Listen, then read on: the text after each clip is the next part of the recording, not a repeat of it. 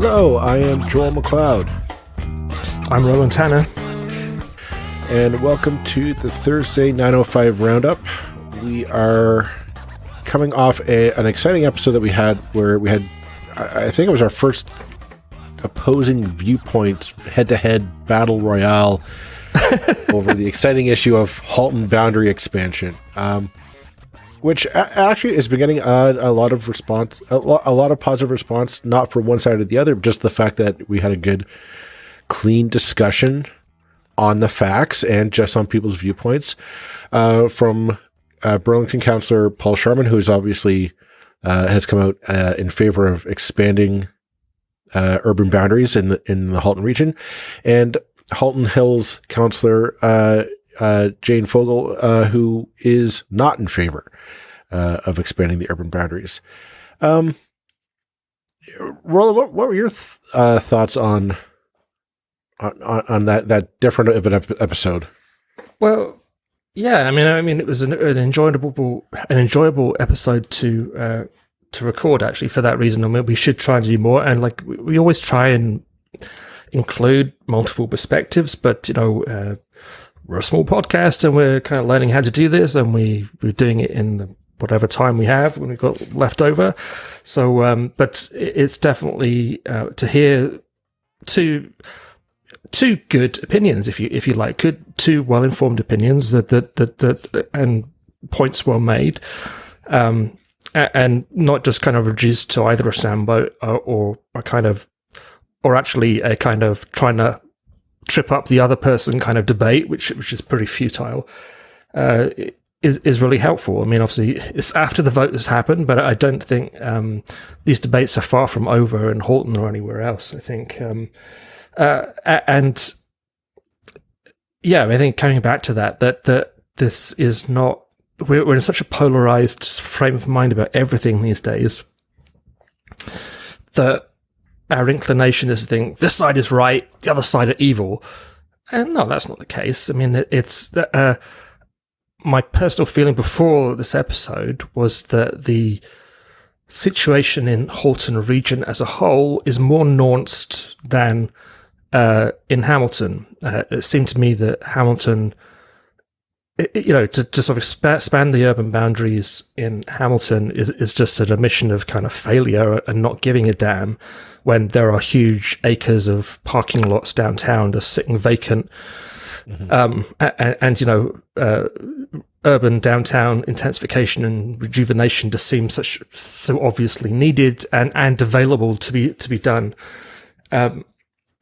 That's somewhat different in Halton, where we're not just talking about housing and sprawl, but we are talking about employment lands and other things. Now, my gut feeling is that if I was in that position, if I was a regional councillor, I probably almost definitely would have been ultimately on the side of don't expand the boundary.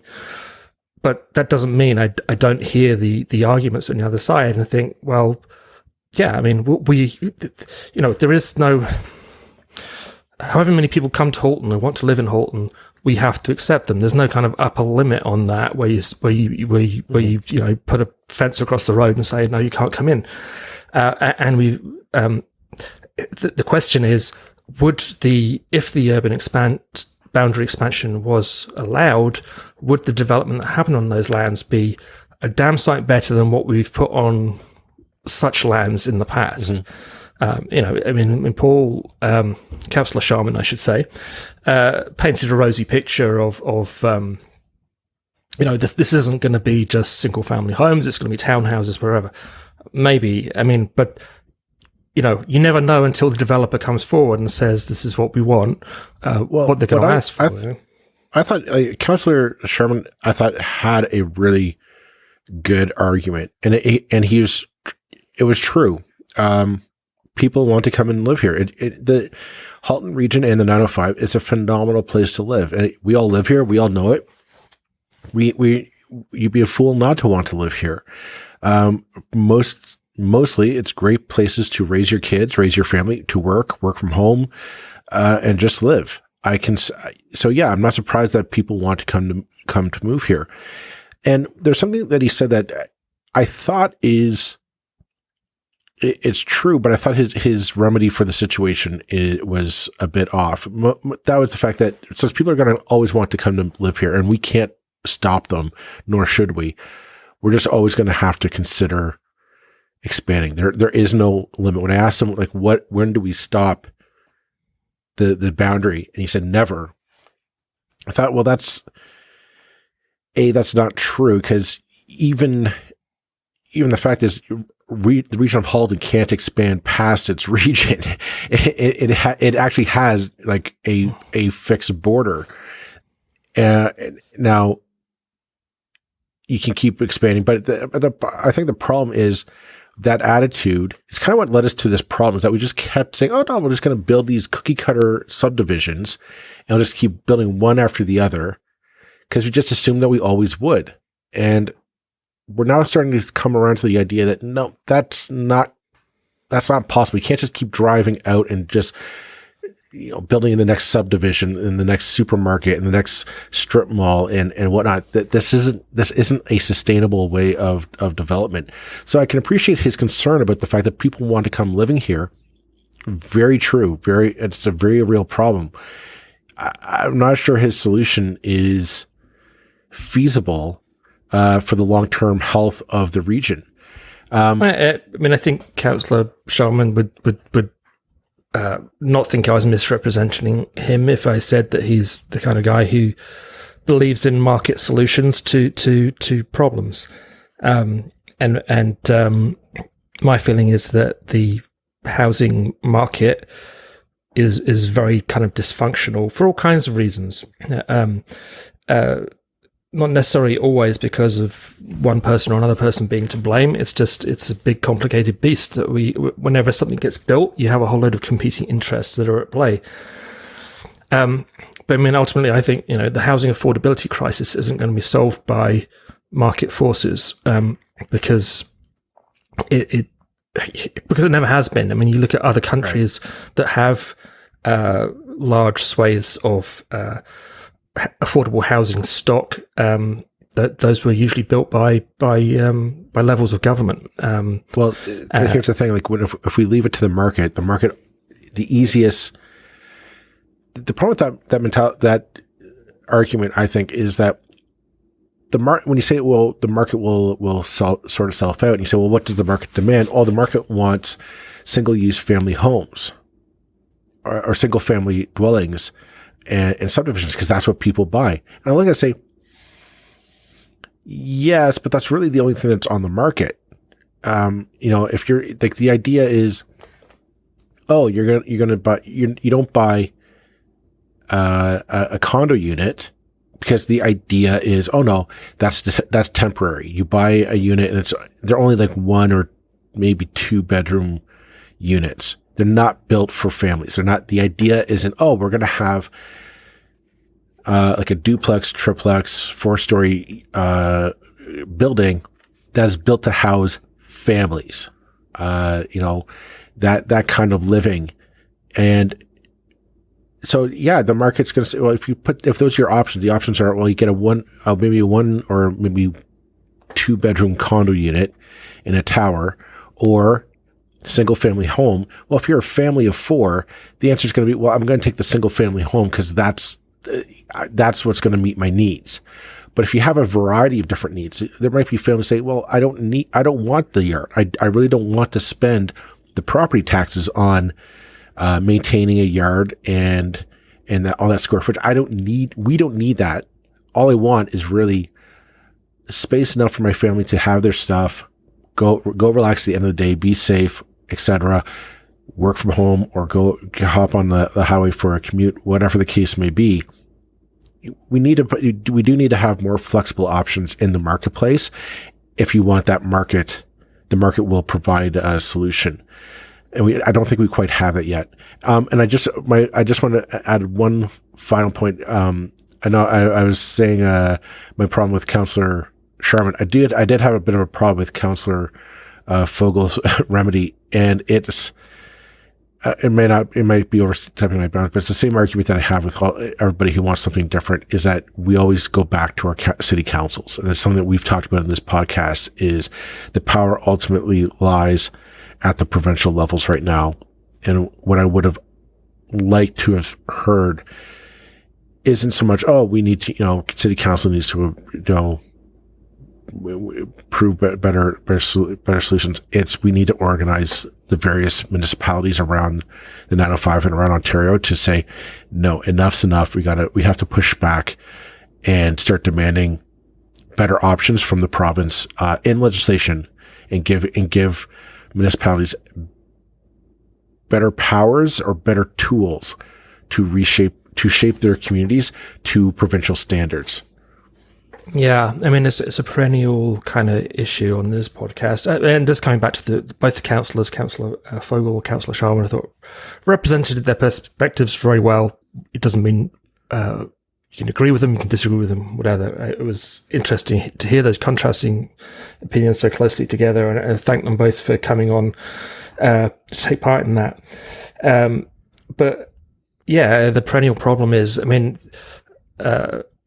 Councillor Sharman basically said at the end of his interview, well, the province will come and overrule this, particularly if we assume that the current government continues after the next election, which may or may not happen. Councillor Fogel was more optimistic, thinking that they would respect it. I think they'll respect it until the election's over, is what I think. They're not going to wade into a contentious issue right before an election. But I would think they'd be happy to wade into it about 2 weeks afterwards. Well, we'll find out June 3rd. Yeah, and I mean, this is just a perennial problem with Canada, with the weakness of our cities is built right into the Constitution. They are the best way of thinking of them is to think of them as minor departments within the Ministry of Municipal Affairs, and that they have this sort of democratic aspect kind of pinned onto them, but really they're not independent in any true sense. No. Other than at the gift of the province.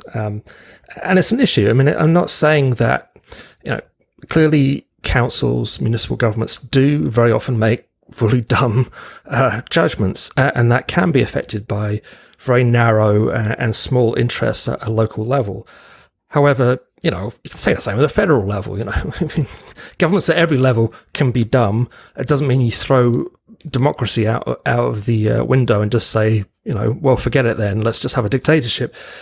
It's the best system we've got. And I think with the right circumstances, I mean, it's almost the weakness of municipal government almost encourages that kind of narrowness and short-sightedness, because there's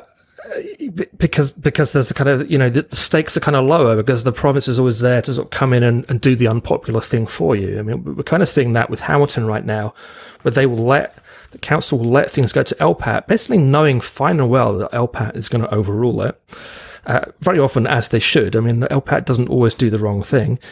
They let it go there over issues like... Just remind our listeners, it's the Ontario Land Tribunal. Oh, yeah. Sorry, yes, congratulations to anybody who can keep up with the name changes, because I can't. The OLT... That's it in a nutshell, is that it's... I mean, there's something that we hope that we'll be talking about on the future episodes, is the proposed changes that the province is bringing down for their housing affordability task force. That there's good and there's bad in it. Part of it is that they just push it. I don't know. I think we're getting a bit. We might be getting a bit off track there. But the point is that communities honestly want. I think they want the power to develop on their own. I think if you give them a framework to move into, and just honestly at some point you just have to trust that they can do it. And yeah, it might not be a matter of developers saying, well, this is too difficult. It might be a matter of the developer having to figure out how to build within the confines of what a municipality wants. You can't just say, oh, I want to build a 100-story condo tower here because, yeah, it doesn't fit. But you know what? It's, if a city says, well, no, we want this neighborhood to be full of 4-story duplex or triplex housing. That's going to be we're going to start densifying this neighborhood. You know, that's your trick. One of the problems that we're facing is because I believe it was a Supreme Court decision, 10, 20 years ago. I mean, a long time ago now. That basically said, you know, the government does not have the right to say where immigrants have to go. Once you're in Canada, you can live anywhere. And that means that the GTA is by far the most kind of attractive location for new immigrants to come to. So that's behind some of this. There's like, you know, in an ideal world, immigration would be, you know, to the benefit, because immigration always brings wealth and income to wherever it happens. That's why immigration is such a important thing. It would be better if that kind of bounty, as it were, was spread across the entire nation, but that would also take the pressure off certain areas where you know, there is particular pressure on housing growth. However, you know, basically everybody agrees we need more affordable housing. I mean, not housing. There's such broad agreement on that fact, and yet no one can agree on how to actually do it. And you know, it's well, we'll come on to that. The task force recommendations at some later point, and maybe go through those in detail, because they are interesting. They are important. I think if implemented as planned, it would probably be a horrendous disaster, and it's far too geared again to weakening councils rather than respecting their role. I think we'll say that for a future episode. But in the meantime, we're going to take a break, and we'll be back with the later part of our episode in just a moment.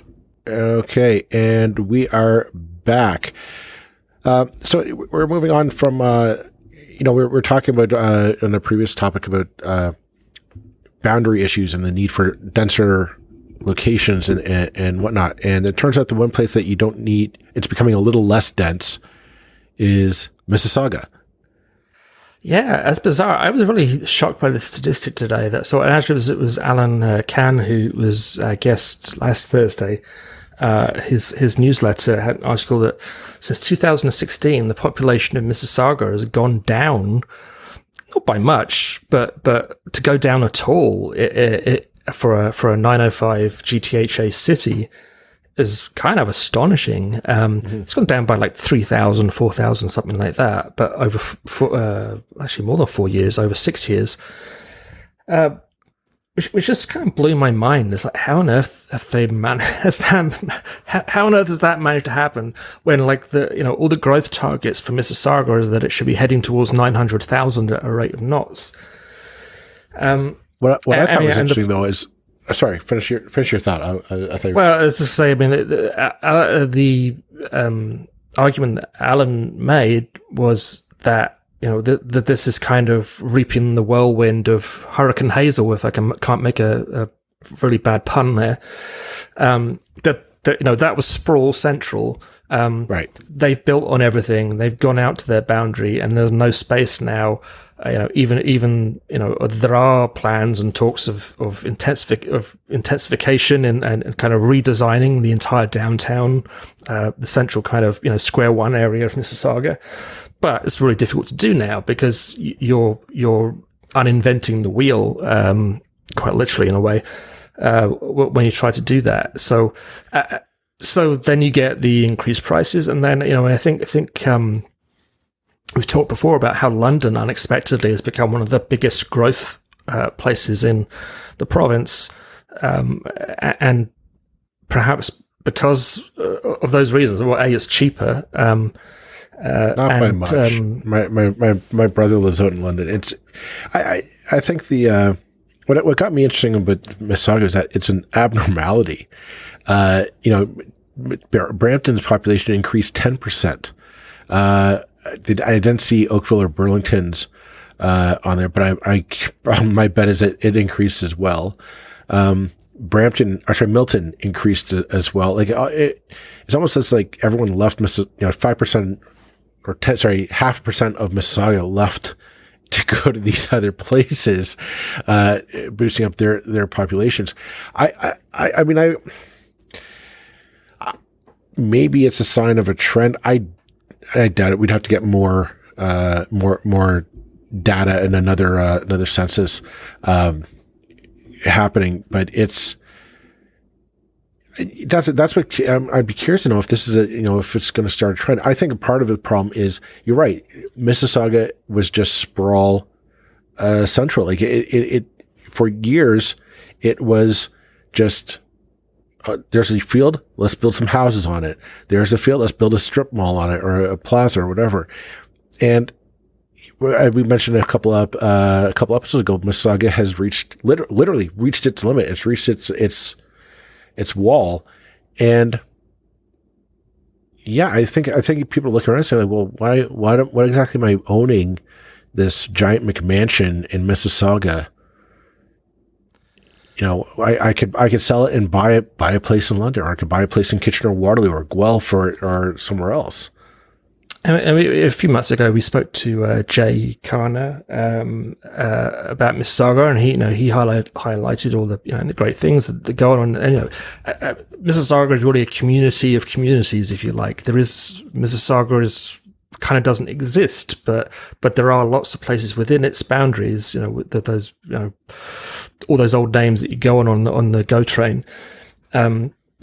That have all kinds of reasons why they're be attractive and wonderful places to live. But when you say the one thing many of us know is well, certainly anybody who's knocked on doors during a council election in Burlington, what you heard constantly is, we don't want Burlington to be like Mississauga. Right. And that perception, whether accurate or inaccurate, is almost by the way. It's certainly a feeling out there that this is a badly designed city. Ironically, it's not the high rises that the problem in Mississauga so much as just the ridiculous amounts of sprawl.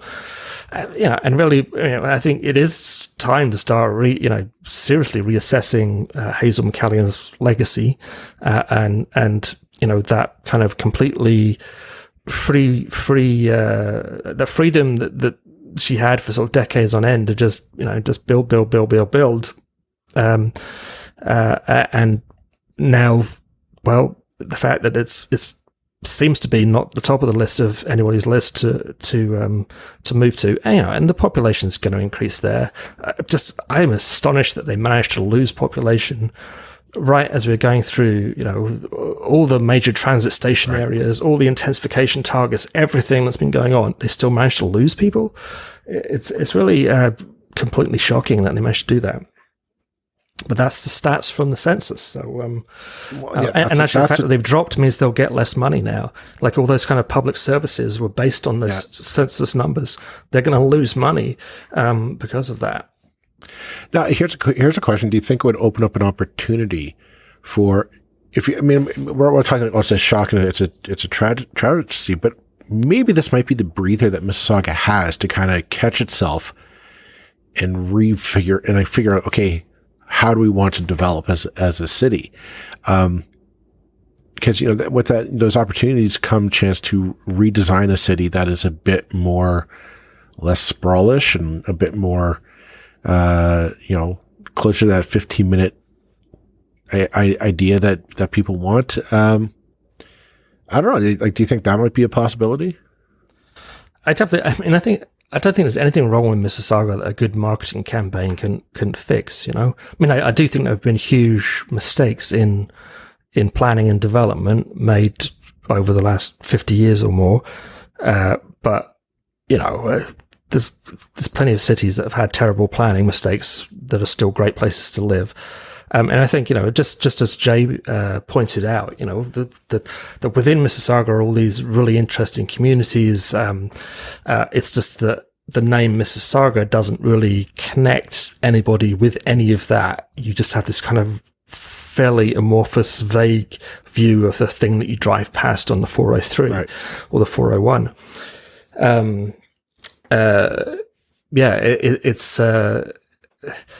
No, there's nothing wrong with Mississauga, but I do think it does need that to maybe have that kind of And I think that the council has not been good at.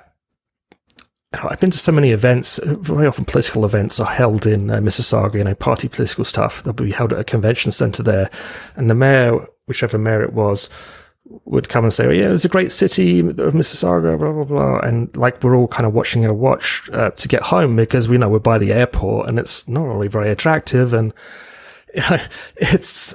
Everybody would kind of roll their eyebrows when they heard this because, like, oh, you're kidding me? Yeah, we're all going to go for a day trip to downtown Mississauga. Give me a break. But I think if there was a serious attempt to almost like rebrand or explain the city to the wider world, there's actually all sorts of potential there. But yeah, I mean, how they've managed to lose people, I mean, I do not know. It's like I almost don't believe it. It's like, I guess the question will be, will they find them again? Only time will tell. The missing Mississaugans. Oh, that sounds like a good title of a podcast. Sorry for true crime. I'm taking mental notes, like, a 905er spinoff. Anyway, well, I think we've got one more story. I think we thought we'd cover. Yeah, just a small one, but it's I don't know. I thought it was interesting. It interests us because we're more familiar with the local scene, I guess. Yeah. So it's another Burlington story, but it's also a Halton story in that the MPP for Burlington, Jane McKenna, has announced that she won't be seeking re-election at the provincial election, which is coming up in the start of June, I think, if not before. June 2nd. Yeah, and she's instead going to try and get elected as the regional chair of Halton, which, in theory, there's an incumbent. I don't want to announce anything that isn't my job to announce, but there's certainly been rumours and suspicion that the current regional chair, Gary Carr, who's been around for a good long time, about 4 terms, something like that, is not going to run again. I mean, he hasn't announced that, but there's certainly, I've heard it, muttered. And I don't think, I would have been surprised if someone like Jane McKenna would have run if she thought that Gary Carr was going to run again. But it throws a couple of cats among the pigeons. One, I think it means we might actually get an interesting regional election in Halton, which will be a first because there's really never been one. It used to be an appointed position, and then the elections were really kind of one-sided affairs every time under the first 2 regional chairs. I'm just taking a look here because I wanted to because I mean the big news is that there was a couple of MPPs who weren't running. I mean, if you take a look at the larger picture of Doug Ford's party, there's a couple of MPPs who are not running. We all remember Rod Phillips, who's a former minister. He's not Minister of Long-Term Care. He's not running again. I'm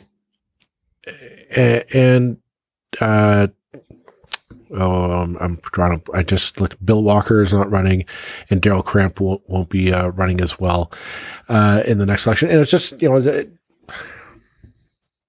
I find it interesting that there's a bit of a jump ship from the caucus, from the Tories. Now, I'm not really surprised that Jane McKenna is jumping ship. I mean, I don't know. She hasn't really been anywhere. I mean, the interesting. I will. Both of us have reasons to be accused of bias on this particular story. That we've both been involved in aiding people who are trying to get elected to seats that Jane won, or in one occasion, just one time in 70 years, lost. However,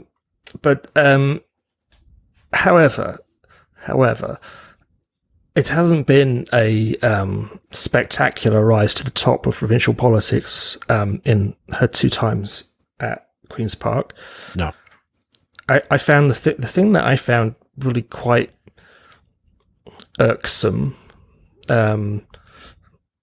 was that literally the week after she was re-elected, having defeated Eleanor McMahon, who was the MPP for the Liberals. She ran to become the Speaker, which, as basically, once you're Speaker, you're no longer a politician. I mean, you kind of are, but you're not really. You're very much separated out from the job of doing anything. I mean, it's a peculiar role. And it's like, well, so you've just run to represent the city and to be this amazing new government or whatever, and now you're saying you don't actually want that job, but you do want the nice job where you get a huge apartment at the end of the of the corridors in Queen's Park, and and you get to have something of a kind of grand life. And this is kind of in that pattern. I mean, I know it's fine. Anybody can do it. Obviously, she has perfect right to run for Speaker. Didn't win, which is, anyway. Well, the thing is with Speaker, it does come with a lot of responsibility. We don't think it does. I think it's just like, it's a guy in a robe sits on the throne in the room and says, okay, you speak, now you speak, now you speak. It's something like you have to know the rules really well to be that Speaker. I don't think nothing in it's a super important job. It's a super important job. Just, and you have to be you should be respected by everybody in the House. Well, that's the thing. Regardless of party. I suspect. I generally wonder if Jane just feels ostracized in Doug Ford's party. I don't. If you think about it, the only time we had any minister come to Burlington was when Steve Clark came to announce that they were moving the urban growth center from the downtown to the gold lines. Other than that, we've never had the minister. The premier didn't stop by to make any campaign announcements even before COVID. It was. Yeah, I kind of got the sense that she was almost like a persona non grata at Queen's Park. Like normally, you normally get like somebody of some note, some like a high status cabinet minister come by to not shake hands and kiss babies and all that, and give you your token, the big policy win for Burlington. I got the sense that urban growth center movement was more of we'll give you a token win, Jane. Like this is a big win that you can use to win a re-election. Other than that, don't bother anyone at the premier's office. That was the kind of vibe I got from it. And it's, I can see, if you're not welcome at Queen's Park, go to the regional chair, because you're not going to win the mayor's seat. It strikes me as somewhat in character for MPP McKenna to go for a job with a lot of prestige, but which doesn't come with some of the other less convenient aspects of being a politician. Being even a backbench MPP is bloody hard work. There's a lot of commuting. There's a lot of long hours. So I respect that. I've heard of politicians who've served at other levels of government who would not be a provincial MPP in somewhere like Burlington because you have to commute. Technically, they're allowed to have apartments or condos or whatever in Toronto. In practice, it's a no-no these days. I think the last MPP who did that was Joyce Savaline, kind of 15 years ago or so. Yeah. So it is hard work. And so do I blame someone for thinking, well, maybe I can have a more comfortable life doing this? Well, I guess it's a bit unfair. But I just don't, regional chair is an important job. And Jane McKenna has not ever been a minister. She's currently an associate minister, but that's associate minister is not a minister. No, however much you might like it to be. I think it's clear. My suspicion would be is she realized this is as far as she's getting in this government. There's no path to sitting at the cabinet table. No. I mean, it's like if she could get any further, she would have done so by now. Yeah. So fine. Like if go to where people actually want want to have you. Kudos to her, and made the best person win for the regional chair job. Well, I mean, I think what it should guarantee is, I certainly hope that there is another person. This is not for the sake of I want someone to run to beat Jane McKenna. Mm-hmm. It's really a matter of I want people to run for the regional chair who are good people, and fair enough. Jane McKenna's got stature.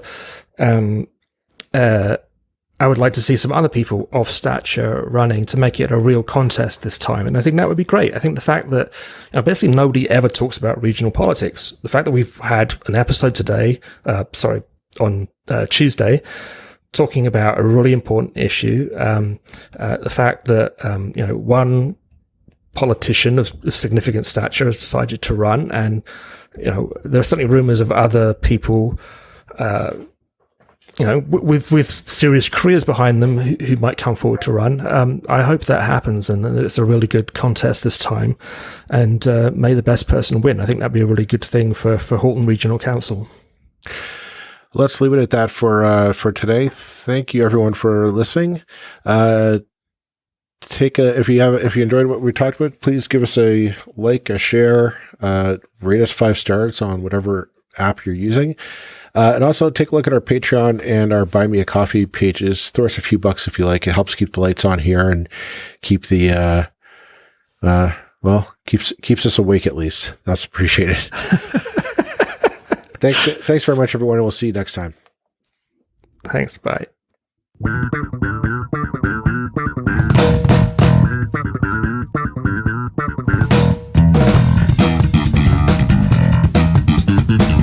That's it for this episode of the 905er. Thank you for listening.